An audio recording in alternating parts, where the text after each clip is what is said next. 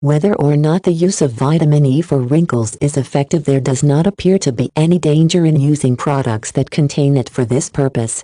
If the product you buy doesn't have any impact on your face's appearance, then you have only wasted your money. When trying a new cream, be sure to use it for at least a month or two, since many products can take several weeks to begin to take effect. Some take even longer. While some doctors do not believe that the use of vitamin E for wrinkles makes any difference, there are those who state otherwise.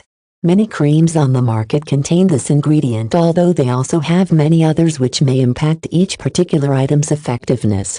The scientific data seemed to be on the side of doctors who do not advocate for the use of vitamin E in cream form, although studies may show conflicting evidence.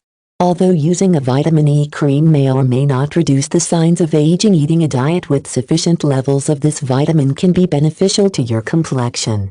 Vitamin E can be found in foods such as mangoes, corn, soybeans, and almonds.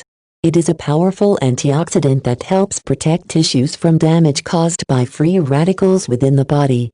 Free radical damage is one major cause of collagen breakdown and resulting wrinkles. Vitamin E also helps with cell proliferation.